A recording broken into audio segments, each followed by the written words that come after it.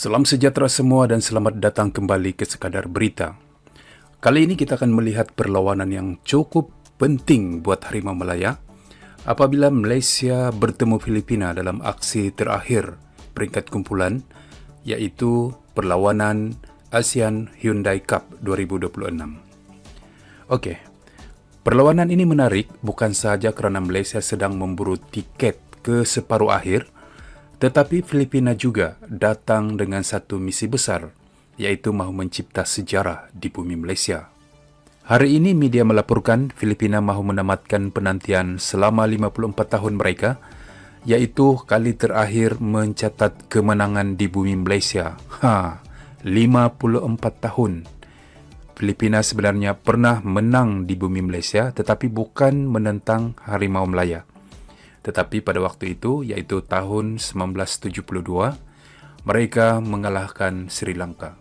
Manakala laman rasmi ASEAN United FC pula melaporkan jurulatih Filipina mahu melihat perlawanan ini sebagai peluang pasukannya mencipta sejarah. Jadi memang ada cerita menarik di sebalik perlawanan ini. Okey, sebelum kita ulas lebih jauh, jangan lupa like, komen, subscribe dan share berita ini. Baik, sekarang mari kita tengok jadual perlawanan. Perlawanan ini Malaysia menentang Filipina akan berlangsung esok, iaitu hari Sabtu 8 Ogos 2026. Iaitu perlawanan akan bermula tepat pada jam 9 malam di Stadium Bola Sepak Kuala Lumpur Ceras. Dan berdasarkan laporan rasmi kejohanan, stadium dijangka menerima sokongan penyokong Malaysia yang cukup hebat. Dan berita baiknya, laporan media hari ini menyebut tiket perlawanan telah habis dijual. Wah, hebat sungguh perlawanan ini nanti. Stadium yang penuh dengan penonton, penuh dengan sorakan sudah tentu akan menaikkan semangat Harimau Malaya dan kita perlukan kemenangan yang positif dalam menentang Filipina. Pada pendapat Sekadar Berita, perlawanan Malaysia menentang Filipina ini merupakan satu perlawanan yang menarik. Menarik kerana dari segi ranking Malaysia bertemu dengan Filipina, Filipina sebenarnya berada satu anak tangga di atas Malaysia. Filipina berada di ranking ke-135 dan Malaysia ketika ini berada di ranking 136. Jadi maksudnya Malaysia dan Filipina ini berada di ranking yang sama, hanya dibezakan dengan satu angka sahaja. Jadi ini yang membuatkan perlawanan ini memang cukup menarik. Pertama, Malaysia memerlukan kemenangan atau sekurang-kurangnya seri untuk melangkah ke separuh akhir, manakala Filipina memerlukan kemenangan untuk cuba mencari sisa-sisa kekuatan. Kerana dalam atas kertas, laluan Filipina dianggap hampir mustahil untuk mengiringi Thailand yang berkedudukan di tangga teratas dalam kumpulan B. Sekarang kita tengok pula kedudukan Malaysia. Harimau Malaya sudah mencatat 2 kemenangan daripada 3 perlawanan. Malaysia menewaskan Myanmar dan Laos sebelum kalah 2-0 kepada Thailand. Filipina pula mencatat 1 kemenangan dan 2 kekalahan.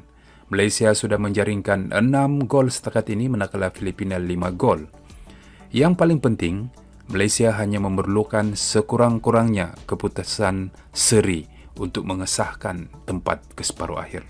Nah, di sinilah saya rasa perlawanan ini cukup menarik. Kalau seri sudah cukup, adakah Malaysia patut bermain untuk seri? Bagi saya, tidak. Sebab apabila sebuah pasukan masuk padang dengan pemikiran asal jangan kalah, kadang-kadang permainan menjadi terlalu berhati-hati. Pemain mula takut membuat kesilapan, pertahanan semakin turun ke bawah, bahagian tengah tidak berani mengambil risiko. Akhirnya, lawan pula mendapat keyakinan. Malaysia bermain di tempat sendiri, ya ini satu kelebihan besar buat kita. Jadi saya rasa Harimau Malaya perlu bermain dengan mentaliti mencari kemenangan, tetapi pada masa yang sama jangan pula terlalu gairah sampai membuka ruang di belakang. Kalau Malaysia dapat menjaringkan gol terlebih dahulu, situasi menjadi semakin menarik. Tetapi ingat, Filipina terpaksa keluar menyerang selepas itu.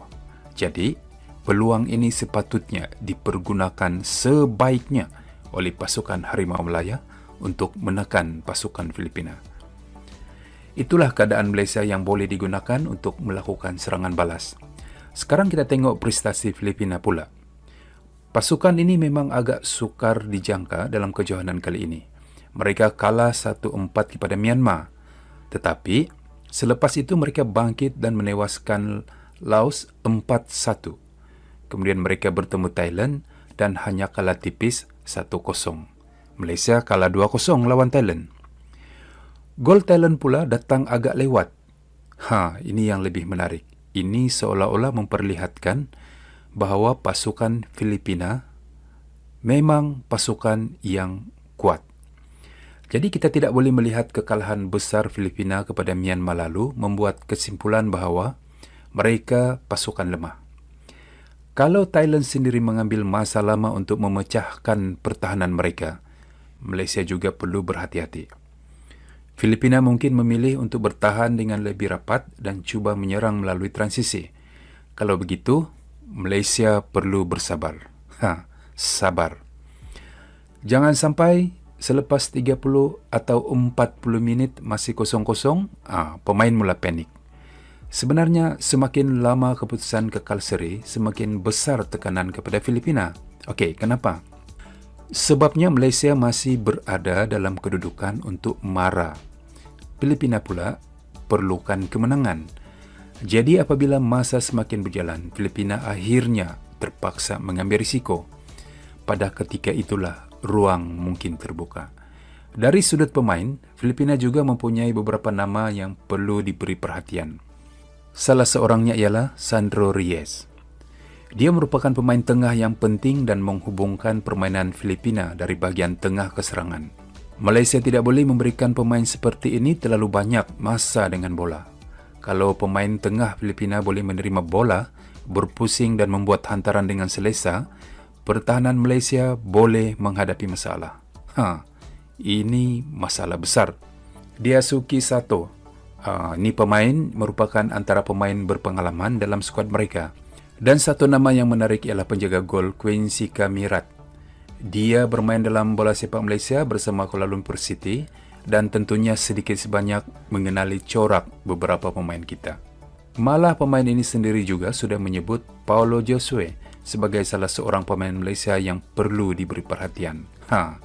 Dan memang betul, Paulo ialah seorang pemain yang bijak dan kreatif untuk membantu Malaysia. Setakat ini, beliau telah menjalinkan 3 gol kejohanan.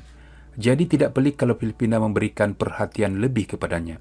Tapi kalau 2 atau 3 pemain Filipina terlalu memberi perhatian kepada Paulo Josue, itu sebenarnya boleh membuka ruang kepada pemain Malaysia yang lain untuk menyerang.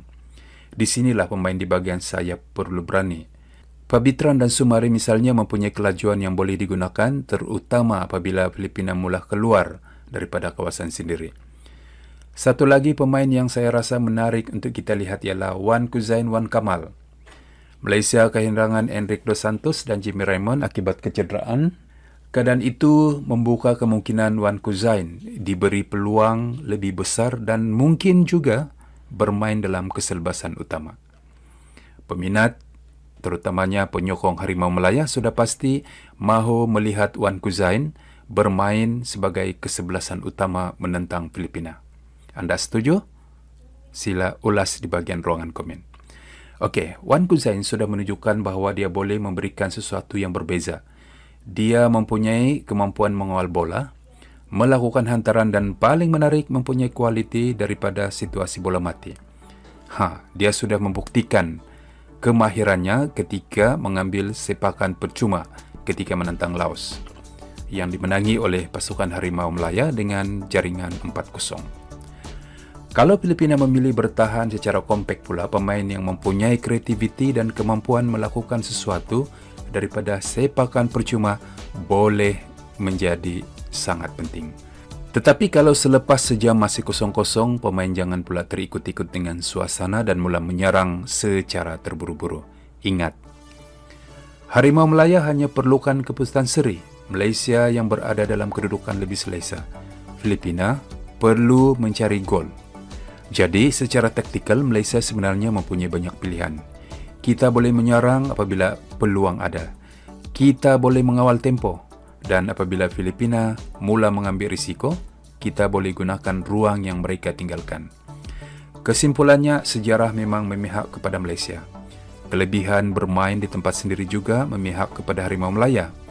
Malaysia pula hanya memerlukan sekurang-kurangnya satu mata untuk mengesahkan tiket ke separuh akhir.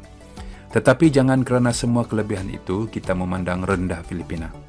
Pasukan ini datang dengan motivasi untuk mencipta sejarah tersendiri. Mereka mempunyai pemain berkualiti dan sudah menunjukkan bahawa mereka mampu memberikan tentangan kepada pasukan yang kuat. Jadi bagi saya, Harimau Melaya tidak perlu bermain takut. Tetapi Malaysia juga tidak boleh bermain terlalu yakin. Bermain dengan disiplin, kawalan bahagian tengah, jangan bolos awal, dan yang paling penting, jangan panik jika gol lambat hadir. Sekian ulasan daripada Sekadar Berita. Jangan lupa share, like, subscribe Sekadar Berita. Kita jumpa lagi dalam ulasan yang seterusnya.